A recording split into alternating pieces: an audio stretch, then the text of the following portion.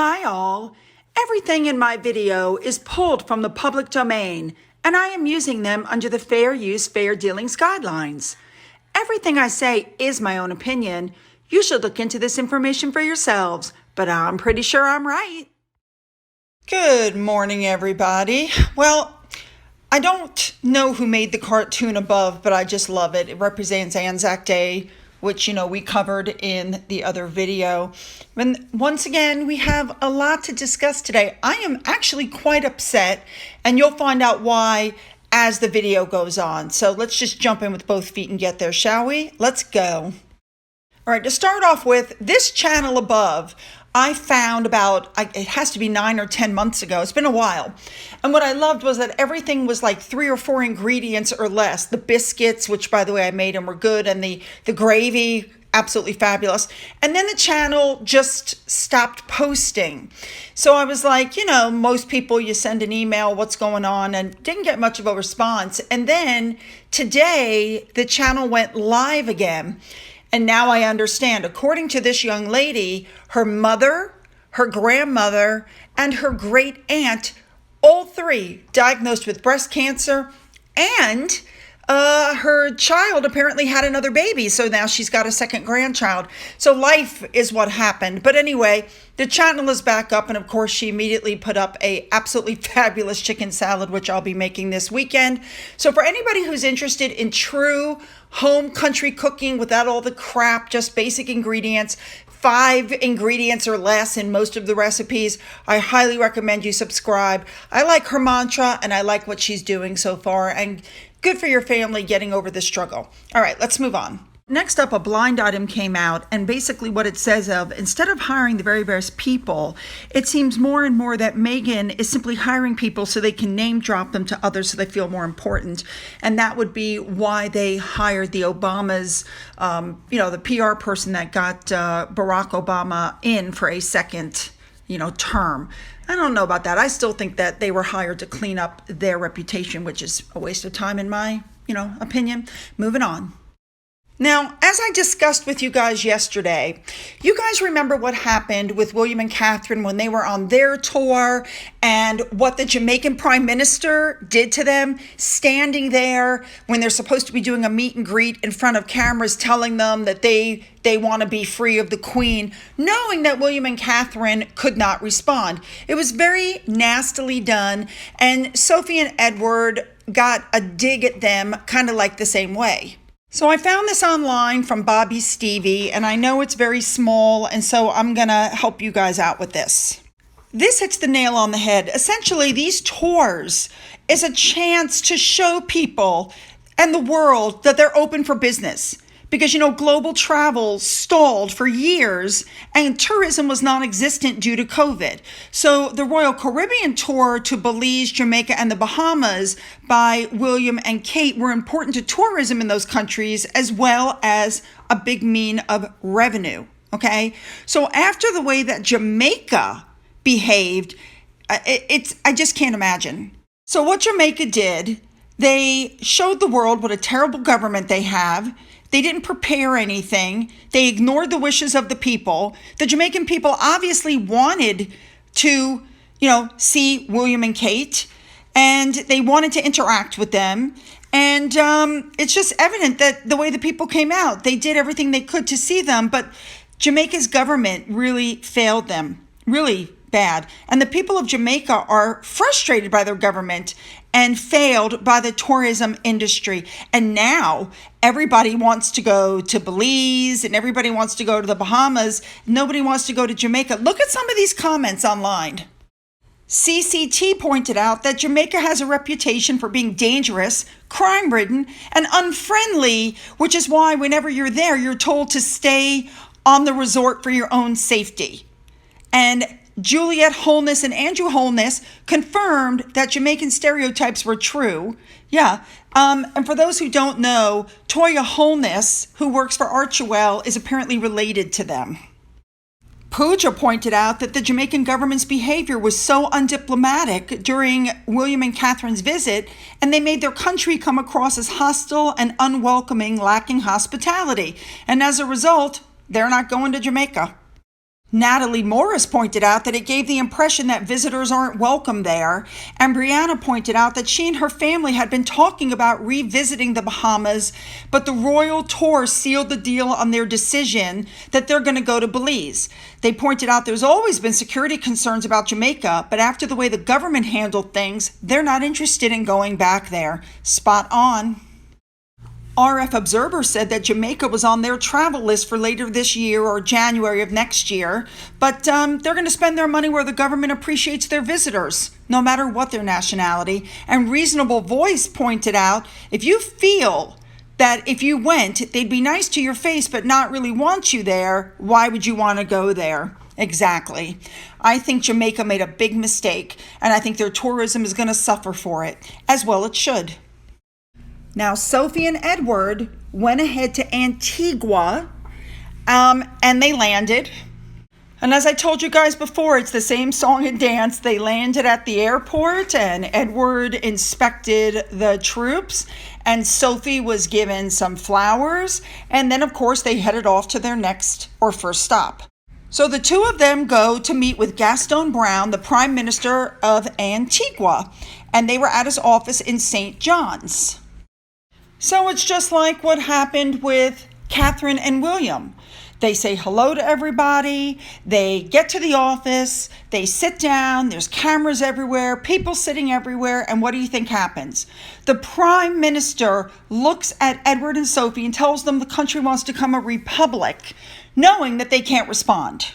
Then he continues to talk and impresses upon them that Britain needs to pay slavery reparations to the former colonies following their arrival in the country. Now, here's what really gets me. You want people who have never been slave owners to pay people who have never been slaves because somehow that'll fix the problem, completely ignoring the fact that it was Britain that took out a loan to free the slaves, and it took so long to pay it off that it recently just got paid off. I'm not kidding. I mean, we've covered this in other videos, but let me tell you what I know now. I won't be visiting Antigua any more than I would be visiting Jamaica. And I credit Sophie and Edward with holding their poise during this. I mean, that's the most ridiculous thing I've ever heard of. Oh, and in case you didn't catch it, the person who wrote that article was Nadine White. You know, she's one of the biggest race baiters on Twitter. And she was one of those ones that wrote about William saying all kinds of racist things only to have the video come out proving that he didn't. And she refused to remove her tweet or apologize or even admit she was wrong. That tells you about her character.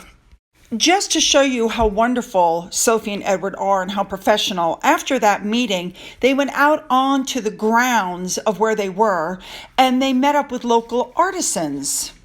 They showed a lot of interest in what they had and what they were doing. And then Sophie was asked to play the steel drums. Now, I myself happen to love the sound of steel drums. I can't even imagine what it takes to play those, but she gave it a go. So there's a short video that shows her attempting. Watch this.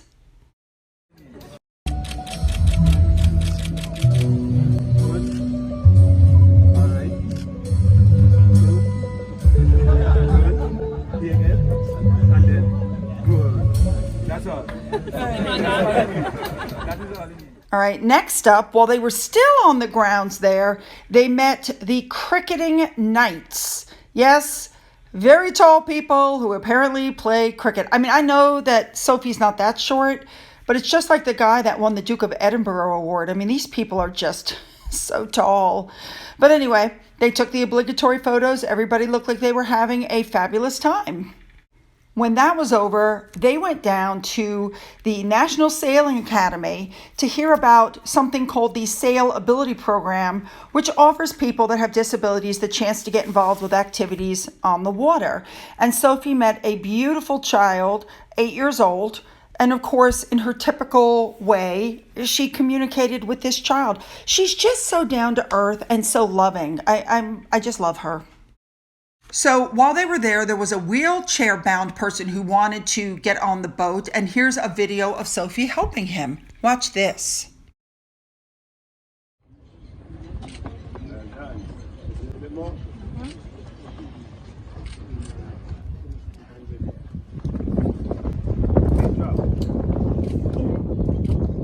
Now, when I see pictures like this, it really upsets me because it looks like such a beautiful place, and all the people that they're dealing with outside of the government house seem genuinely happy to see them. But it's kind of like a repeat of Jamaica. Management did a bad job, politicians did a bad job, and now the people are going to have to suffer because who's going to want to go to a place where they're not feeling like they're welcome? Ugh. Anyway, there was a boat race for the Duke of Edinburgh's award students at the National Sailing Academy. And of course, Sophie had to start the race by blowing a horn. Take a look at Edward's face behind her. It's hilarious. Anyway, I love Sophie and I love the way she puts people at ease. Now we're going to move on to our last story of the day. Well, we were all told that Dan Wooten was going to make a big announcement on Great Britain News, and here's what happened. I can reveal Thomas has taken the momentous decision to fly to London for the first time to celebrate a historic moment in the history of the monarchy, the Queen's Platinum Jubilee celebrations next month. Now, here's the interesting part. I can appreciate the fact that Thomas Markle won't accept the fact that he hasn't met his grandchildren. He's trying to force a meeting. It's not going to happen. First of all, Harry and Meghan are not going to go to the Platinum Jubilee. And I'm pretty sure they're not going to go now that they know that Thomas Markle is there. Now, Great Britain News is probably going to get in touch with the palace and try to arrange something. Nobody from the royal family is going to meet Thomas. I would be shocked if they did.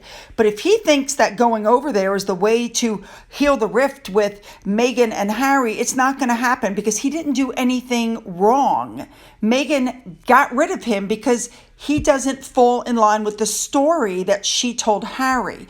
But listen to what was said next. Point. Are you expecting them here? And if so, would you like to meet with them in London too during the Platinum Jubilee celebrations? Interesting question. I'm getting the feeling that if they know I'm coming, they won't be coming. And I agree. I think that the second they find out Thomas Markle is going to be there, they're going to be like, there's no chance. We're not meeting him. Now we need even more security.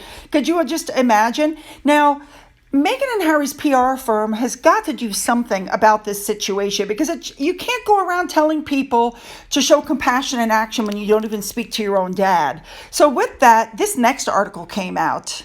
That's right, ladies and gentlemen. The PR team is now putting out articles saying that Meghan named her son Archie to reach out to Thomas. Yeah, no. All right, you guys, it is Finn update time. Your palate cleanser has arrived. So I took him outside. Remember the screened-in porch we used to play on when he was a puppy? I used to show you guys those videos. I brought him back to the old days. Watch this. Hey, Finn. You remember when we used to play out here when you were just a little puppy? Oh, look at this.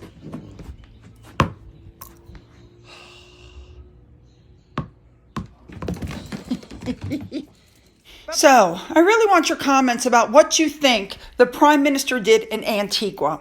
I think it was shameful. I think Sophie and Edward really showed their poise and their professionalism and continuing on the rest of the day like nothing had happened.